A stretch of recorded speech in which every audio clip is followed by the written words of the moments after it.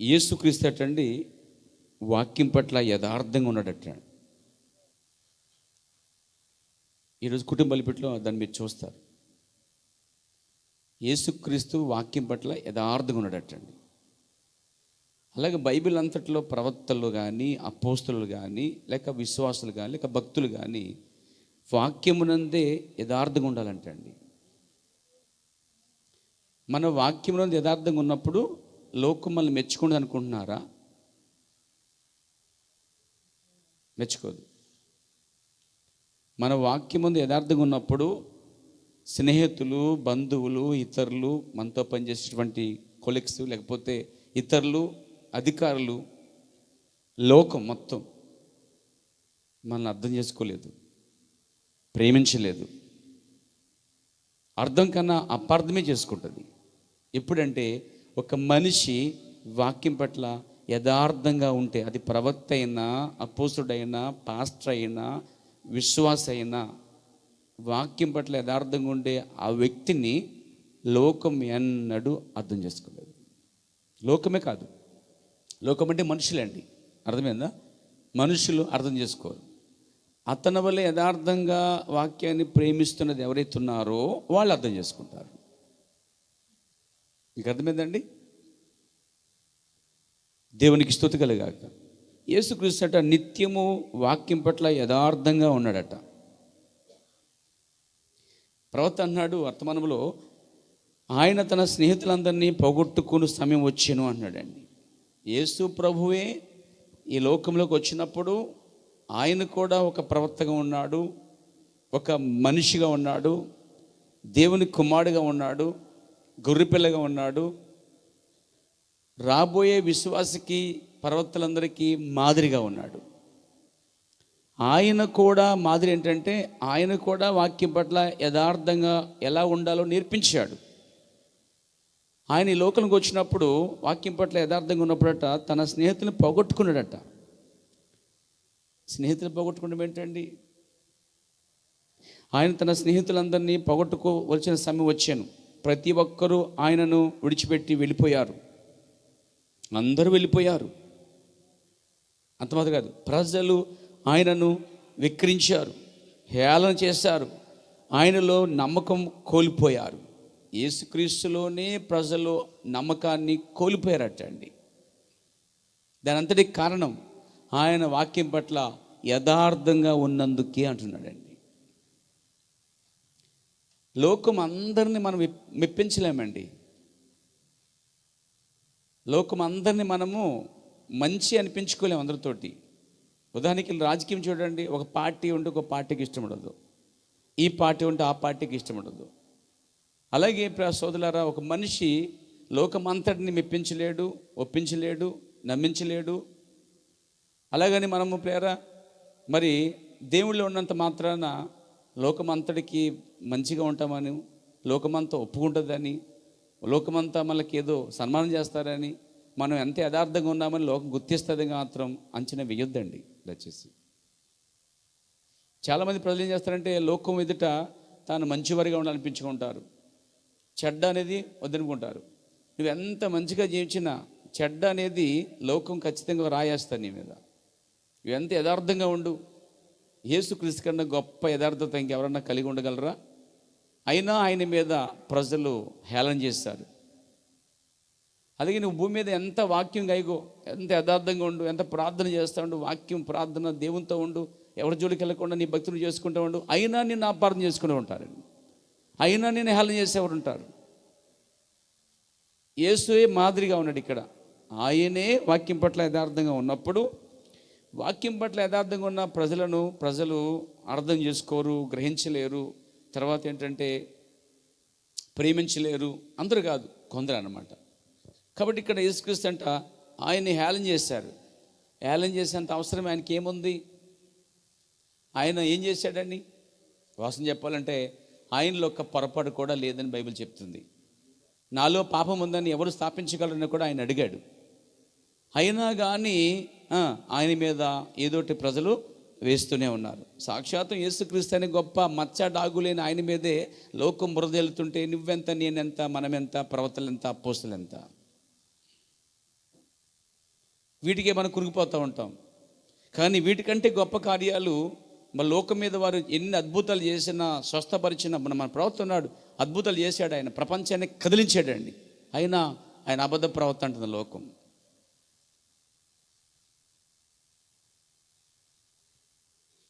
కొందరికి అబద్ధ ప్రవక్త అతడు, కానీ నాకు లేక మనకి ఒక నిజ ప్రవక్త. మన వల్ల నమ్మాలి ప్రపంచమంతా అని ఒత్తిడేమి లేదు. అదంతే. రెండు ఆత్మల లోకంలో ఉన్నాయి. ఒకటి దేవునికి సంబంధించింది, ఒకటేమో సాతానుకు సంబంధించింది ఉంటుంది. దేవునికి సంబంధించిన వారు దేవుని వద్దకు వస్తారు, సాతానుకు సంబంధించిన వారు సాతానుకు వస్తారు. నరకానికి వెళ్ళేవారు నరకానికి పోతారు, నిత్యజీవం పొందుకునేవారు నిత్యజీవాన్ని పోగొట్టుకోకుండా పొందుకుంటారు. కాబట్టి నా సోదరులారా, యేసుక్రీస్తు భూమి మీద ఉన్నప్పుడు హేళన చేయబడ్డాడు. నమ్మగలరా మీరు ఆ కార్యం?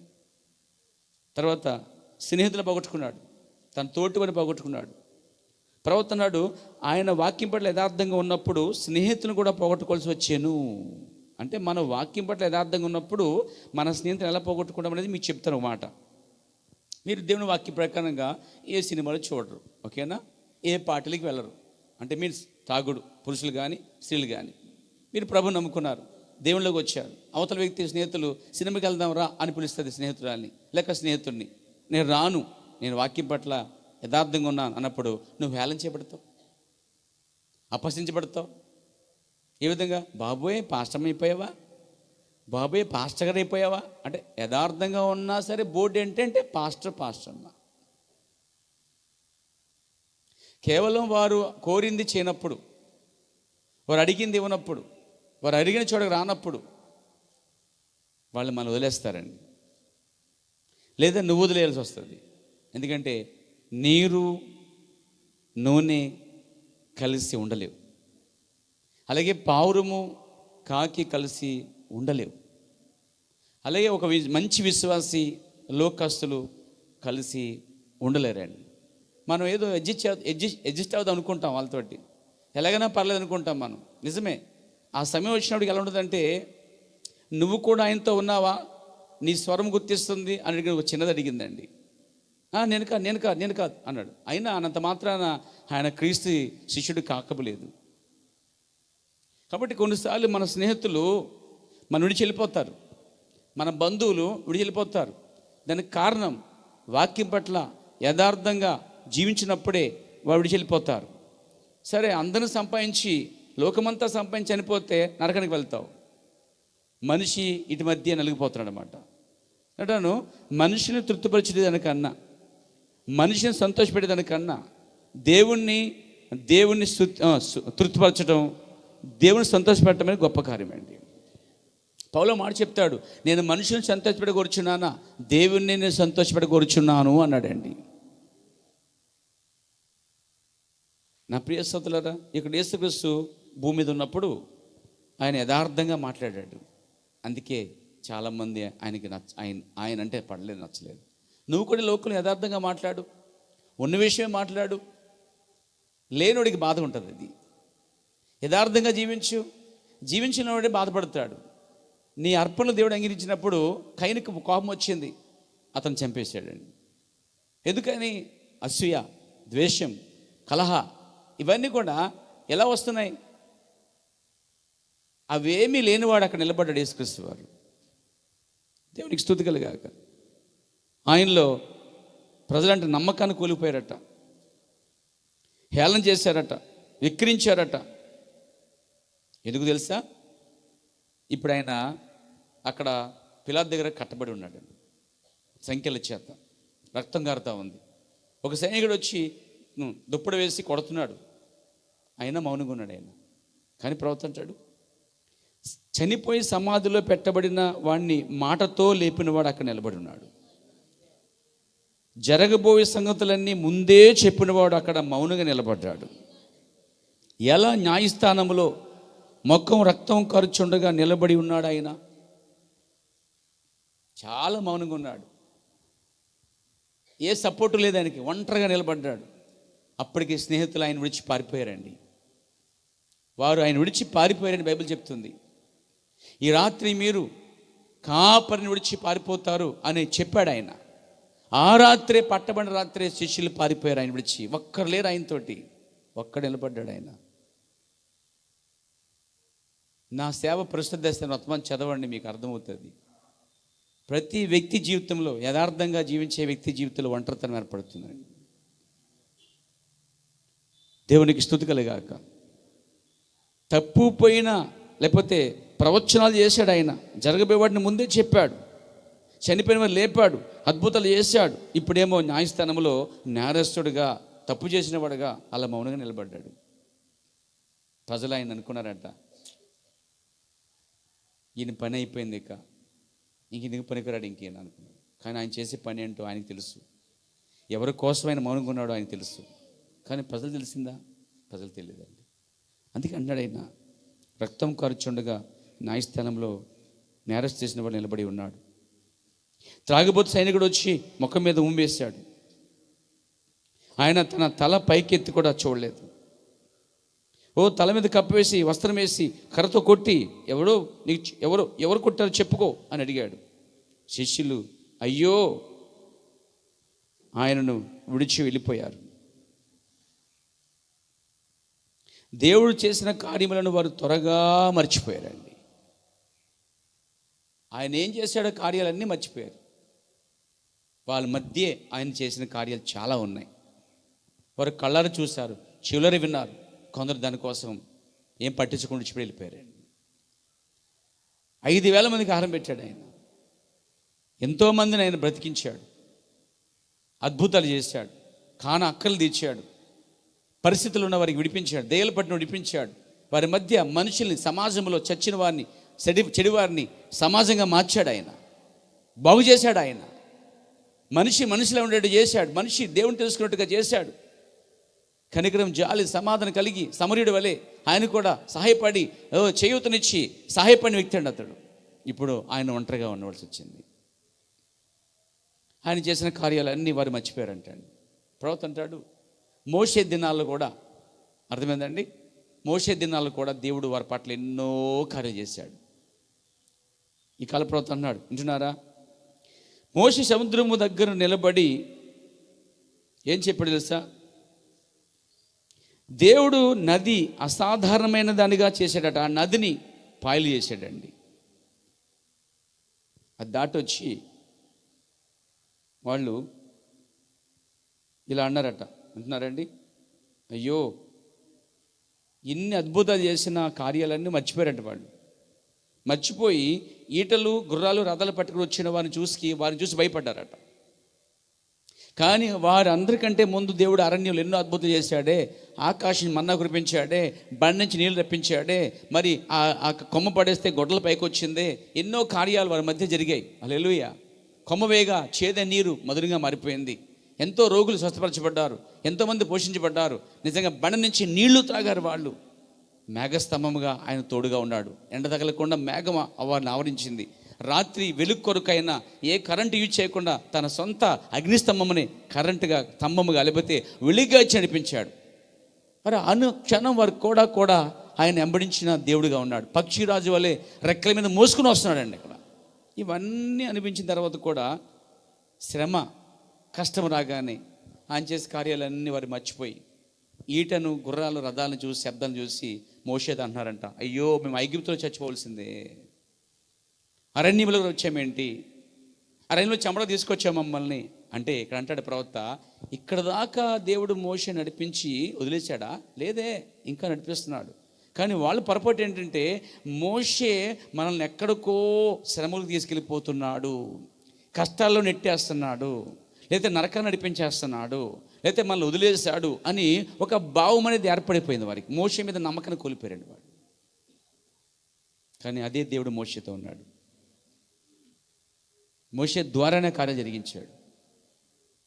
ఇవన్నీ చూసిన తర్వాత వాళ్ళు అంటున్నారట, అయ్యో అరణ్యంలో చచ్చిపోవలసిందే, ఎందుకు వచ్చింది ఇక్కడికి అన్నారట. ఇక ఒక కష్టమో శ్రమ వచ్చినప్పుడట వాళ్ళు అనుకున్నారట, విన్నారండి, మోషేతో అన్నారట వాళ్ళు, మేము అక్కడే చనిపోవలసి ఉండవలసినది అనిరి. చూసారా, అవిశ్వాసం బట్టి వారిని అరణ్యములో మరణించనమని దేవుడు మోషేగా చెప్పాడట. మోషే వారి అవిశ్వాసం బట్టి అరణ్యం చచ్చిపోని వదిలే అన్నాడంటండి ఆయన. వాళ్ళు ఎందుకు అలా వేసారిపోయారు? వారి మధ్య అద్భుతాలు లేవా? స్వస్థత లేవా? ఇత్త సర్పం ఎత్తితే వారికి స్వస్థత రాలేదా? నీళ్లు ఇవ్వలేదా? మన్న ఆహారం ఇవ్వలేదా? స్వస్థపరచలేదా? వారి చెప్పులు అరిగిపోలేదే? వారి వస్త్రాలు మాయలేదే? వారు ఆరోగ్యవంతులుగా ఉన్నారే? దేవుడు వారికి అన్ని విధాలుగా సమృద్ధిగా ఇచ్చాడు. అక్కడ ఏది వారికి కొదువు చేయలేదండి. కానీ అయినా సంఘము ఆయన్ని కార్యాలని మర్చిపోయిందండి. మీరు ఎన్నడూ కొత్త నియమ సంఘము ఆ విధంగా ఉండక వీల్లేదండి. అవి మనకెంతో హెచ్చరికనిస్తున్నాయి. అప్పుడు అంటాడు ఆయన, దేవుడు చెప్పాడు అన్నాడట, మోషే నీ సేవ అంతా, అంటే దేవుడు మోషేతో ఉన్నాడు, తోడుగా ఉన్నాడని మోషే తెలుసు, దేవుని తెలుసు. కానీ ప్రజలు మాత్రం ఇలా అనుకున్నారట, మోషే నీ సేవ అంతా కొట్టుకొని పోయినది, అంతే, నీ పని అయిపోయింది.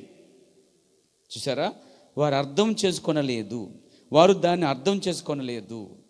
ఇక మోషే పని అయిపోయింది అంటే ఇక్కడ దాకా వచ్చి ఇక మోషే ఏమి చేయలేకపోతున్నాడు ఇక్కడ అని రాళ్ళు ఎత్తారంట వాళ్ళు. అప్పుడే దేవుడు సముద్రాన్ని పాయలు చేశాడండి. వారి మధ్య చేసిన ఈ కార్యాలు వారు వెంటనే మర్చిపోయారంటండి. వింటున్నారా సోదరులారా? దేవునికి స్తుతి కలుగాక. అలాగే యేసుక్రీస్తు వారి మధ్య చేసిన కార్యాలు కూడా వారు మర్చిపోయారంటండి. అలాగే మన ప్రవక్త కూడా ఈ దినాల్లో చేసిన కార్యాలు చాలామంది మర్చిపోయారండి. మోషే కాలం, మోషే అన్నారట, ఇక నీ సేవ అంతా కొట్టుకుని పోయింది, అంతే, నీ పని అయిపోయింది అన్నారండి వాళ్ళు. ఒకరోజు నన్ను అలాగే అన్నారు, ఇక నీ సేవ అంతా అయిపోయింది, కొట్టుకుని పోయింది అన్నారు. ఏది మరి ఇంత కనిపిస్తుంది, నాకు సేవ అభివృద్ధి అవుతుంది? ప్రజలు వాళ్ళు అనుకునే ఉద్దేశాలు బట్టి చూస్తే అపార్థం చేసుకుంటారండి. అర్థం చేసుకోలేరు వాళ్ళు. అర్థం చేసుకోవాలంటే నిజంగా దేవుని ఆత్మకు సహాయపడాలండి. ఇక్కడ యేసు ప్రభు కూడా సంఖ్యలతో బంధించబడ్డాడు. ప్రవర్తనాడు, ఆయన ముఖం మీద ఉమ్మి వేశారు, ఆయన నోరు తెరుచుటలేదు, ఆయన పరిచర్య కోల్పోయాను అన్నారట యేసు ప్రభుని. ఆయన పరిచర్య కూడా కోల్పోయింది అన్నారు. మోషే కాలంలో ప్రజలు అలాగే ఉన్నారు, యేసుక్రీస్తు దినాలు అలాగే ఉన్నారు. కొంచెం వాళ్ళకి వేరేగా అనిపిస్తే ఇక అపార్థం చేసుకుని ఇక నీ సేవ అయిపోయింది, ఇక నీ పైన అయిపోయింది అని మోషేది అన్నారట. కానీ ఆ మోషే అవతల గట్టి కూడా యేసుక్రీస్తు ఏలియాతో కనబడుతున్నాడు. ఆయన అయిపోలేదు, ఆయన సేవ అయిపోలేదు. పేరు ఆయన సేవ ఫలితము ఏర్పరచబడిన ఆ సంఘము వాగ్దాన దేశాన్ని స్వాధీనపరుచుకుంది. యేసు దినాల్లో కూడా అలాగన్నారటండి. ఆయన మౌనంగా ఉండటం, నోరు తెరపోవటం ప్రజలు అపార్థం చేసుకున్నారట ఆయన్ని. అరే ఈయన పని అయిపోయింది, ఇక సమాధులు లేపాడు, అద్భుతాలు చేశాడు, రొట్టెలు పంచాడు, స్వస్థపరిచాడు, రోగులు బాగు చేశాడు, దెయ్యాలు కొట్టాడు, అలాంటి వాడు ఇక్కడ మౌనంగా ఉన్నాడంటే ఇక ఏదో తప్పు అయిపోయింది, ఏదో జరిగిపోయింది, ఇక ఇలాంటి వ్యక్తిని నమ్మడించాం మేము అనుకుని వీళ్ళు మోషే కాలంలో ఎలాగైతే వాళ్ళు అపార్థం చేసుకున్నారో యేసుక్రీస్తు దినాలు కూడా వారంట ఇలా అపార్థం చేసుకున్నట్ట. ఆయన నోరు తెరవలేదు, ఆయన పరిచర్య కోల్పోయినని శిష్యులు చాలామంది అనుకున్నారు. అవును, అది అలాగే ఉండును, ఈ దినం కూడా అలాగే ఉండును అన్నాడండి. మోషే కాలం అలాగే, యేసుక్రీస్తు దినాలు అలాగే, మన ప్రవక్త కాలం అలాగే, ఇప్పుడు వధువు కాలం కూడా అలాగే ఉంటుందండి. ఇవన్నీ పక్కన పెట్టి మనం ఏం చేయాలంటే విశ్వాసం మీద ఆధారపడి ముందుకు వెళ్ళాలి. ఒక మనిషికి మనం తీర్పు తెచ్చొద్దు, ఒక మనిషిని మనం శాసించవద్దు, ఒక మనిషిని నరకరికి వెళ్తాడు, నిర్దిశం వెళ్తాడని చెప్పి నిర్ణయించే నిర్ణయాలు, ఆ తీర్పులు, అధికారాలు ఏ మనుషుడికి భూమి మీద ఇవ్వబడలేదండి. ప్రతి మనిషి దేనిపైన ఆధారపడి ఉండాలి.